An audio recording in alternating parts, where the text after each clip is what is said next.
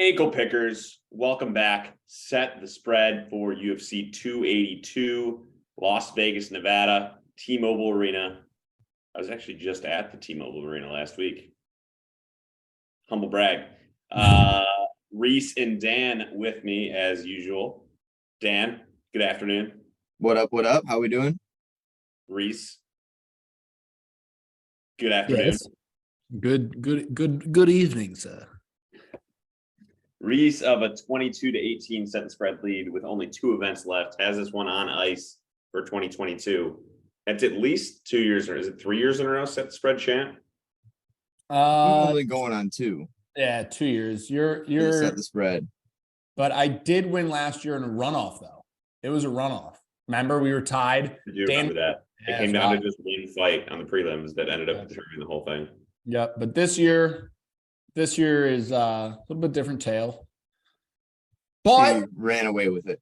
But what's interesting is we made fun of Danny in the first half of the year because he was 400 points off on Shavkat. I was gonna say I was literally about to bring it up. Everything went downhill from the Shavkat Neil Magny line. However, close going into that. However, I also had a line that I missed by 300 points, and that was when I had Carlos Esparza as a favorite.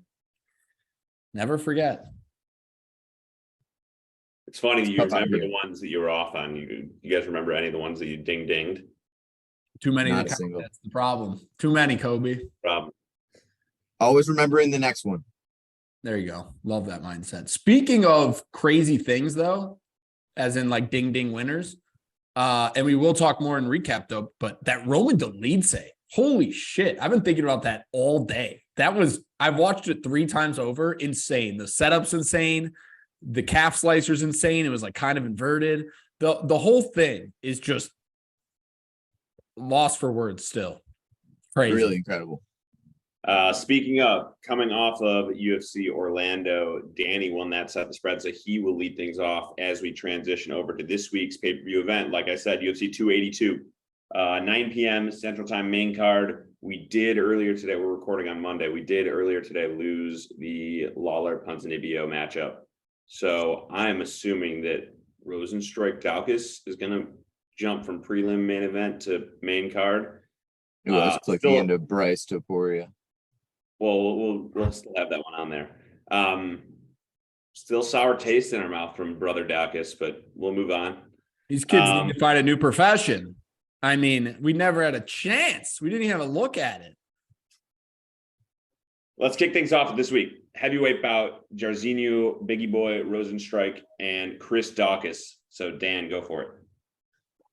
Yeah, both these guys coming off a 2-fight losing streak. Both have kind of been contenders and fallen off.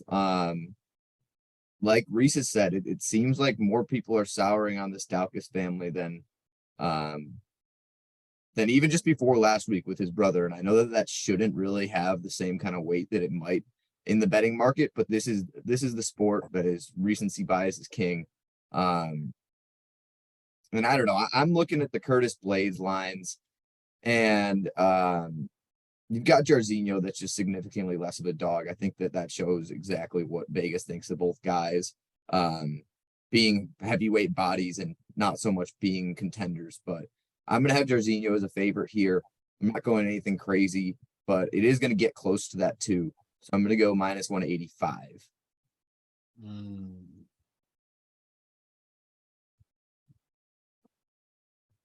Dan, you put me in the common spot we find ourselves in, and it's always like that am I going to cross that threshold of the 200? How much love does Chris Daukaus still get? I mean, the fact that he was the favorite against Derek Lewis, although that obviously didn't ultimately go his way. I think it showed more about where people thought of Derek Lewis than Chris Daukaus at that point. But in that same vein, people thought of Daukaus as a complete fighter in that fight. Yeah. I'm going to go, because we know what type of fight this is, I think it's going to be a narrow margin for these heavyweights. I'm going to go, because the way I look at it, and I know Tai Tuivasa is a much bigger favorite, but that line was only minus 200. I'm going to go minus 160 That seems to be like the best, the number of the year. But 160 for Biggie Boy. And my prediction is these heavyweight bangers maybe close a little bit closer to even from like I think Daukaus will find himself to have a little bit of money on him before it's all said and done. 170 Biggie Boy, 160 takes the point. That's close. That is close. That's very close. I don't even have Tapology pulled up. I need to get Tapology pulled up for some of these other ones. Humble brag. Speaking of some of these other ones, we have a featherweight bout between Ilya Topuria and Bryce Mitchell. It is at featherweight. So that's what, Ilya coming down from light to fight at 45? Yes and no. So. Yeah. He's a much more natural featherweight. Yeah. Most of his career, I believe, was at featherweight. I think he might have taken just the Jai Herbert short notice at lightweight, if I'm remembering correctly. And Dan would probably know more than me, but he's a natural featherweight. I don't think he'll have a problem here as far as like weight is concerned. Now, Dan, here's the thing that's concerning me, and I'm really curious for you to set this line. And I know I have to go first, but Bryce Mitchell is undefeated with a little bit of an asterisk because he did lose to Brad Katona in an exhibition match, Ultimate Fighter, but for the most part, he's undefeated. Ilya Topuria, undefeated as well. Now, this one's a little bit more undefeated as he's truly undefeated. He's also had I was looking into his regional career, and he was fighting guys 8-1, 7-1 in Cage Warriors for his 4th, 5th fight. Come to the UFC, and I think I'm missing the competition. His UFC run has been Zalal, Jackson, Hall, Herbert. Bryce Mitchell has been Barbosa, Feely, I guess Charles Rosa, Matt Styles, not a big deal. But so I'm worried because his toughest yet, Jai Herbert, was the one that rocked him. And so my initial instinct is Ilya Topuria -2 and change, 230. But I think Bryce Mitchell and his persona gets a lot of love from a lot of people. Well-deserved too. And people who listen to the show know I do sports cards, and he's actually one of the most sought after sports cards is Bryce Mitchell. A lot of people really love him. So I'm not comfortable enough going into the 200s. I think Ilya Topuria wins this bout. I think he does it pretty easily. I think this is going to be a big coming out party for him. But I still got to give my respects to Bryce Mitchell. So I'm going to go 160 again. Ilya Topuria -160. That is really interesting. And I tend to agree with absolutely everything you said. I think you said a really good line. I'm having to go under you because I put more weight in what that public thinks of Bryce Mitchell and performance over an aging Edson Barbosa. Albeit, I don't know that that's appropriate. I think that it's going to be pretty close to even.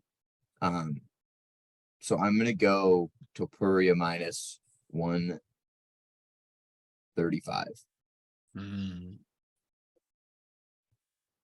Another one we all split between the number 140 Topuria.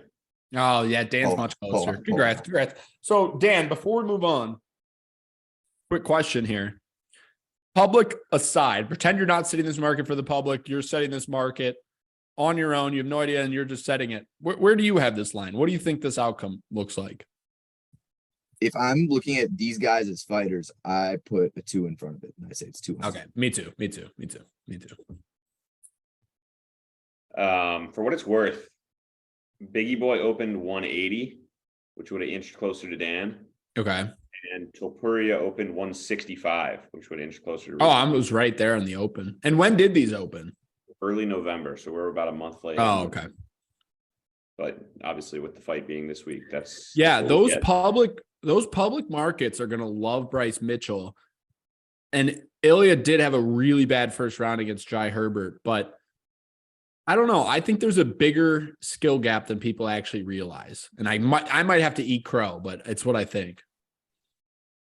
I hope you don't, because I'm sniffing ankle lock on this one. Me too. Middleweight is going to be our third fight of the night for set spread. Darren Till and Dricus du Plessis. I think I put This is a really tough one. Every single one of those might be Dricus du Plessis. I think you had it right. This one's really, really, really tough for me. Because I came into this sport when Darren Till was at the top as a bettor, at least. And it's hard to set a line. I don't envy Vegas here. I don't envy myself going forward or going first, I mean, but there's no real points on the line. We're looking at a guy who, with one win being a split decision win since 2018, was still a favorite in his last fight just a couple months ago. I don't think that pattern's going to continue. I think he's a dog here versus Dricus du Plessis, who's on a little streak of his own. A guy who I don't have pegged as a real contender, but is absolutely dangerous as hell, and is on an absolutely terrific run. I'm going to go du Plessis minus 160. I'm using that number, Reese, that you like to use. And I think that it's a bad number. And I think I'll be all over the Darren Till side, even though it's a little bit of a losing trajectory in terms of how he's been in the last 5 years. Yeah, I'm with you that du Plessis will be the favorite. I am going to go under that 160 though. And mainly for a lot of the reasons that you like kind of touched on and highlighted is just that Darren Till was and is a huge persona and name in this sport and is talked about as one of the best. And it's definitely been less chatter as of recent. And he's moved up to 85 and has had little to no success there outside of a split decision win with Gastelum. That would have been at 72, right? So Whitaker and Brunson. But even then, the chatter hasn't died down. You've got guys like Arnold Allen touting him as the best British UK MMA talent, period, still. Even and the other he's on.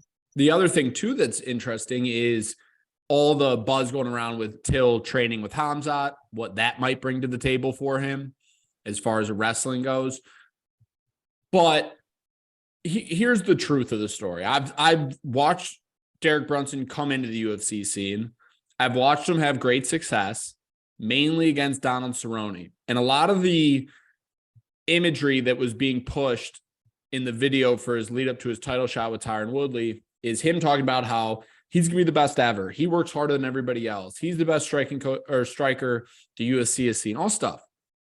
And I've yet to see it. He got pretty styled on against Woodley. And then Masvidal took his soul when that was in London. That was crazy. And since then, he's had a tough time really getting anything going. Now, my big issue, Dan, is du Plessis on the flip side. I don't know where all this love is coming from. He gets a lot of love. Once again, I hate to use this as an example, but in the sports card community, he gets a lot of love. But he comes on the scene from an African regional circuit, beats Marcus Perez, not in the UFC, Trevin Giles, perennial ankle pick fade, and Brad Tavares via unanimous decision. Brad's on the wrong side of 35. He's probably almost 40. And so and these lines are close. The Trevin Giles lines was du Plessis minus 120. So but he's a favorite in every single one of these fights. He's expected to win them. That is true. But when you read the names Trevin Giles, Marcus Perez, Brad Tavares, no matter what form of Darren Till we're getting, it's better than those. And so I don't know where all this love's coming. They are definitely fast tracking this man, as in giving him a pay-per-view slot against Darren Till. So maybe there's more that meets the eye, but I'm going to have him as a favorite, very slight, and kind of like you, I think I might end up on that Till side. I'm going to go du Plessis minus 130. Open du Plessis minus 130. Uh-oh. Minus 190 du Plessis. I felt like you wouldn't have mentioned that if I was going to win. Fuck. Hold on. 2-1 Dan. Well, Poha too, because that Darren Till side got a lot better. And I think it will continue to. Pohada. You don't think the public comes in and steams this the other way? Bet Online Public has is still Till at plus 172. That's the best you can get him right now. Kobe. Were you surprised at all when you were seeing Till as a dog? I think that I guess in my question, I was. I guess if I would have had to guess just from name value alone, I would have had Till favored. I don't know if the public is going to steam Till so much. I think that this betting community is soured on him a little bit. Was all I'm trying to say. Probably a lot of money lost. Probably right. Co-main is a lightweight bout. Patty the Batty Pimblett and Jared Gordon. And Reece will lead this one off. Frustrates me. Jared Gordon, live dog. But at last, I've said that every single time, and it's cost me money. I am starting to wonder if the UFC is taking Patty Pimblett to a similar approach they did with O'Malley, where cherry pick fights, build confidence, build experience, and then set him up for a big spot. He's a big stars there. And then when he beats Conor, he gets a title shot off of that win. Exactly.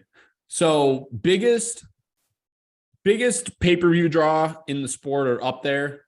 And so for that, I there's zero chance we're going to play a set the spread in the next 365 days. And this is a prediction where Patty Pimblett is plus. He's minus here. I can guarantee it. Question is how much? How dangerous do people think Jared Gordon is? Because Jared Gordon's going to go in there and give it his all regardless of what everyone else thinks. Jared Gordon can hang in the submission area, which is how Patty Pimblett has chosen to get his stuff done. Jared Gordon probably will have a tougher time on the feet, but Patty isn't as talented as everyone says. I'm just going to say it. I'm just going to be honest. And a lot of the people Jared Gordon has fallen to, Charles Oliveira, Grant Dawson in the last 2 years are really, really, really high level elite talent. And he's beating up on guys like Joe Solecki, Leonardo Santos. That Solecki fight was real close. What's up? The Solecki fight was real close. Yeah, it was split decision. But Solecki I hold in high regards, to be honest. And so you have to ask yourself, how much of this is going to be Patty Pimblett's team? How much of this is going to be a realistic line? I'm going to put Patty over 200. I don't think it should be there. I cannot emphasize that enough. I think Patty minus 160, 150 is much more appropriate for an actual legitimate line. But I'm going to put it over 200.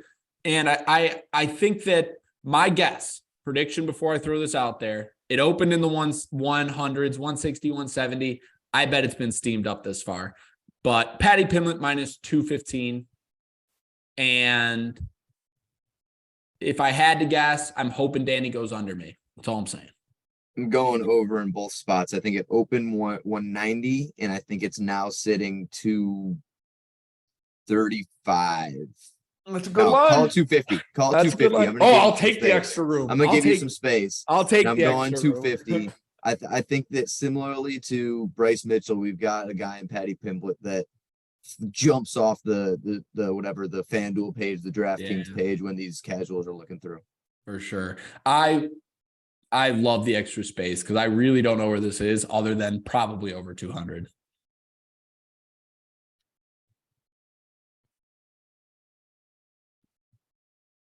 Sorry, I'm double checking the line. 245 Pimblett is the line. Ho ha. Ho ha for that Scouse motherfucker. Where did it open? 150? 150. Told you, Dan. All right, I'll take my half. It's not worth anything, but I'll take that aspect. That'll continue to jump too. I really believe it. Yeah. Reece, you've been closer to 3 of the opens. Me in Vegas, same spot. Dan gets the public though. Dan's a public market guy. He understands those public markets. Dan's going to take much recency bias in this. Yeah, there is. Dan's going to take the point for the week. For whatever that's worth. We still have a That's bullshit already. Wait, He took Daukaus. No, you took Daukaus. I took Daukaus. He took everything else. That'd be correct. Money. What the fuck? I guess Till. Pohan. Yeah, you're right. Korea, and now Patty. All right. Congrats, Dan. We got a vacant light heavyweight title fight. That is the main event on UFC 282. Jan Blachowicz and Magomed Ankalaev. So I'll just tee it up for you guys. Take it where you want. Dan, Obviously, we're gonna have Mago as the favorite. So I was gonna ask you. I'm gonna take it to an open forum. Over under 200 for Mag. I think it's over because his last name starts with a V. Let's try to team up on this and see how close we can get. You put this fight, same exact fighters, but his name's fucking Paul Craig. I mean, that's a bad example. I know what you mean, though. His name's Joe Schmo. Right. It ends in Magomedov. And his first name ends in V. And with a Magomed in it. Yeah, Magomed above hits the two. Jan is former champ, though. People remember that. People know the Polish power at 250. Yeah. I'm comfortable at 250. If anything, I'd lean higher. 260, 240. Really, I was gonna cap it at 250. Really? I was gonna think it's right in that like 235. My thing is, I feel like it's gonna have the effect of kind of like an Islam from now on, or Khabib near his end of the career. A lot of people look at it as like, I'm not going to be able to get a discount on this guy much longer the more he fights. It doesn't matter if I pay 260 or 270 or 280 if he wins. The answer is, I guess, I mean, I would tell you yes, but most people say if they win, it doesn't matter. So I don't know if there's a cap for this one, but yeah, Polish power, I would settle in your 250 line. 250 is about right. Okay, I like 250. Y'all are pretty damn close. 265. And where did it open? Now, here's a better question. Where did it open? 210 open. What did it open? 210. 210. Okay, I was going to ask if it opened under 200. Okay. Because unlike the Pimblett fight, this line should be above 200, and that's Vegas knows that. They're not going to start us in a bad spot. But Vegas also knows that Patty's might not be as good as this implied probability is. That's all I got. Yeah, we'll be back later in the week with the main episode recap from Orlando, preview for Vegas. Whoa.